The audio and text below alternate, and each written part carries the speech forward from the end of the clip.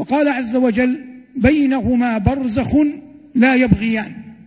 البرزخ هو الشيء الذي يكون بين شيئين لا يمكن أن ينسب إلى هذا ولا إلى هذا.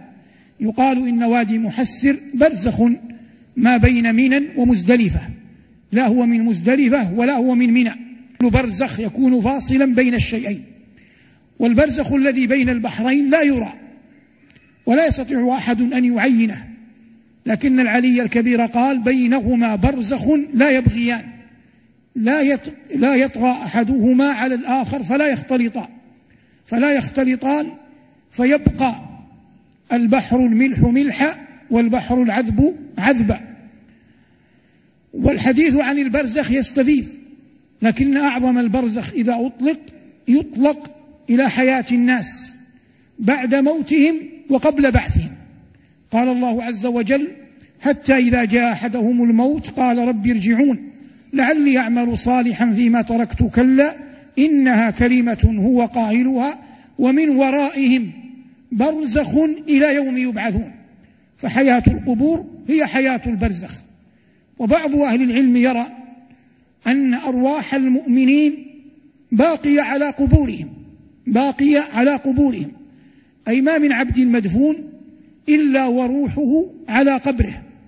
ومن قال بهذا استدل بمفهوم حديث قوله صلى الله عليه وسلم، فإن النبي عليه الصلاة والسلام في كلمه في تعليمه ثمة أقوال له لا يختلف الناس في فهمها، هذا منطوق حديثه. وبعض الأقوال عليه الصلاة والسلام يفهم منها، والفهم نعمة ليس كل أحد يؤتاه، لكن لا نستطيع أن نجزم أنه مراد النبي صلى الله عليه وسلم، لأن هذا يحتمل ولا يحتمل.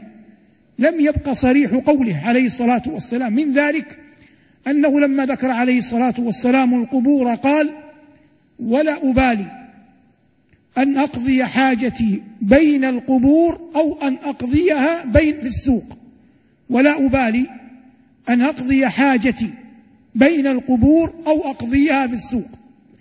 فمعلوم أنه لا يوجد أحد عاقل حر يفقه في شيء من الحياة يقبل أن يقضي حاجته في السوق بين الناس. لماذا؟ لأن الناس يرونه، فإذا رأوه عابوه، فإذا عابوه نفر منهم. فلا يقبل أحد أن يقضي حاجته في الأسواق، لأنها مجامع الناس والناس ينظرون إليه. فالنبي عليه الصلاة والسلام يقول: لا أبالي أن أقضي حاجتي بين القبور وفي السوق.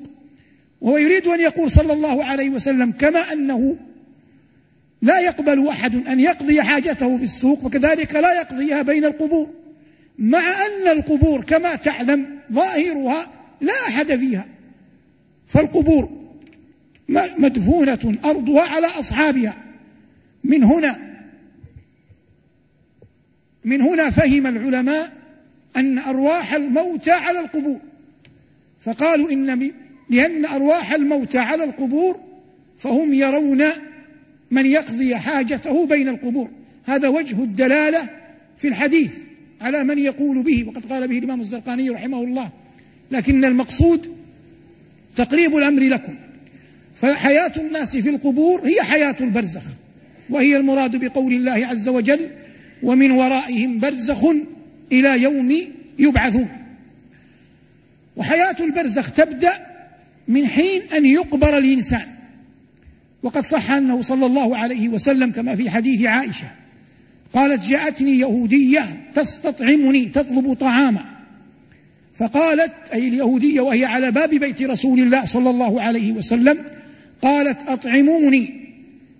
ثم أرادت أن تستدر رحمة عائشة، قالت: أطعموني أعاذكم الله من فتنة الدجال ومن عذاب القبر.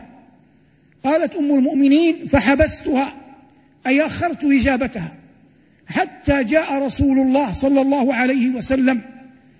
ثم قالت عائشة لرسول الله عليه الصلاة والسلام: أرأيت ما تقول اليهودية؟ فقال عليه الصلاة والسلام: وما تقول؟ قالت: تقول أعاذكم الله من فتنة الدجال ومن عذاب القبر. فقالت عائشة: فمد صلى الله عليه وسلم يديه يدعو ربه يستعيذ بالله من فتنة الدجال ومن عذاب القبر. ثم قال عليه الصلاة والسلام: أما الدجال فإنه ما من نبي إلا حذره أمته، وإني أحذركم إياه تحذيرا لم يقوله نبي قبلي، إنه أعور وإن الله عز وجل ليس بأعور. ثم قال عليه الصلاة والسلام: أما فتنة القبر فإنكم بي تفتنون وعني تسألون. قال: فإن الرجل إذا كان صالحا يجلس فيقال له: فيما كنت؟ فيقول: كنت في الإسلام. فيقال له: ما هذا الرجل؟ قال: هذا محمد رسول الله صلى الله عليه وسلم، بعثه الله عز وجل بالحق فصدقناه. فيقال له: هل رأيت الله؟ فيقول: لا ينبغي لأحد أن يرى الله. فيقال له: اجلس، فيجلس، فتفرج له فرجة إلى النار فينظر إليها يحطم بعضها بعضا، فيقال له: انظر إلى ما وقاك الله عز وجل.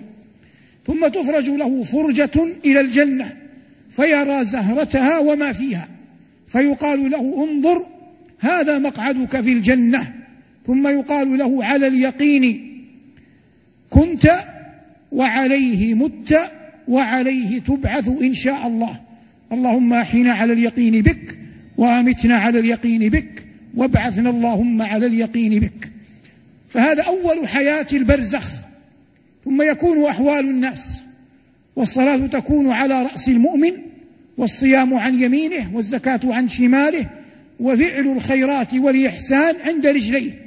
كل ذلك يمنع أن يصل إليه شيء من العذاب، حتى يعلم العبد أن الله عز وجل يحفظ عباده المؤمنين المتقين بأعمالهم الصالحة، بإيمانهم وأعمالهم الصالحة.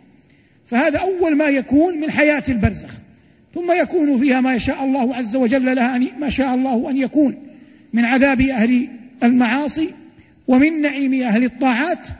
وغالب الظن والعلم عند الله أن ذلك ينتهي إلى حد، حتى يأمر الله عز وجل إسرافيل أن ينفخ في الصور فينفخ، فإذا نفخ إسرافيل النفخة الثانية وخرج الناس من قبورهم فانتهى بذلك حياة البرزخ. فتكون حياة البرزخ وسطا بين حياتين، بين الحياة الدنيا التي نعيشها وما بين الحياة الآخرة التي الكل موعود بها. قال الله عز وجل: ثم إنكم يوم القيامة عند ربكم تختصمون.